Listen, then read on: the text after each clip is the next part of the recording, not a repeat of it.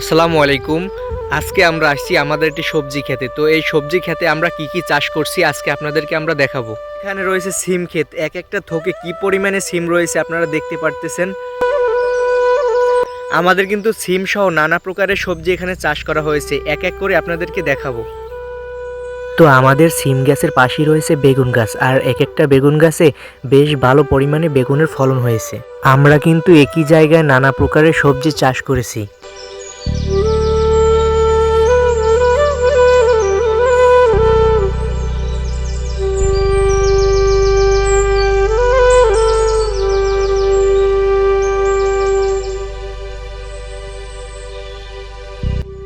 তো এর অন্য সাইডে আমরা চাষ করেছি দেশি অরিজিনাল বরিশালের লাউ গাছ। তো আমাদের গাছে এক একটা গাছে দেখতে পারতেছেন কত সুন্দর দেশি একদম বরিশালের অরিজিনাল খাঁটি দেশি লাউ।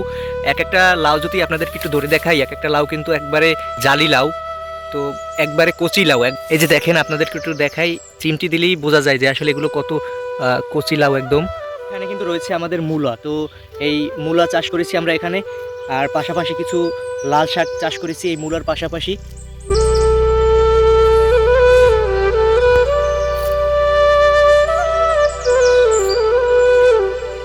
রয়েছে আমাদের কাঁচামরিচ চারা, তো কাঁচামরিচ চারা আসলে ফুল হয়েছে, কিছুদিনের মধ্যেই মরিচ ধরবে এই কাঁচামরিচ চারায়।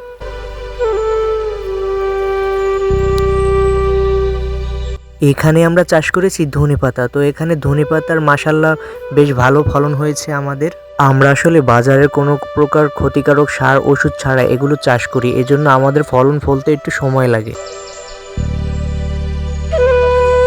কিন্তু আমরা চাষ করেছি বিট কপি, তো এগুলো কিন্তু একদম কচি। এখানেও আমাদের মাশাআল্লাহ বেশ ভালো বিট কপির চাষ হয়েছে। এগুলো আসলে এখন পর্যন্ত বড় হয়নি, একদম ছোট ছোট আপনারা দেখতে পাচ্ছেন। আর এইদিকে যে সোজা যে শাকগুলো দেখতে পাচ্ছেন একবারে সোজা সিরিয়াল করে চাষ করা, এগুলো হচ্ছে ডাঁটা শাক।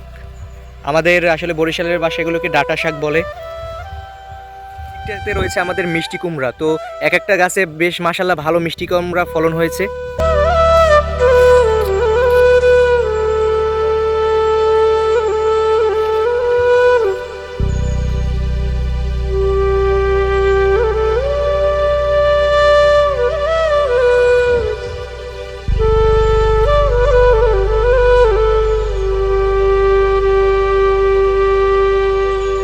আর এই পাশে কিন্তু আমরা সকল সবজির পাশে আমরা চাষ করে দিয়েছি সিম গাছ। তো এক একটা সিম গাছে কত পরিমাণে ফুল ধরেছে আপনারা দেখতে পাচ্ছেন। এখানে বেশ মাশাআল্লাহ ভালো সিম ফলন হবে। এখানে রয়েছে আমাদের টমেটো গাছ, তো এক একটা টমেটো গাছে বেশ মাশাআল্লাহ ভালো ফলন হয়েছে, পাতার কারণে আপনাদেরকে দেখানো যাচ্ছে না।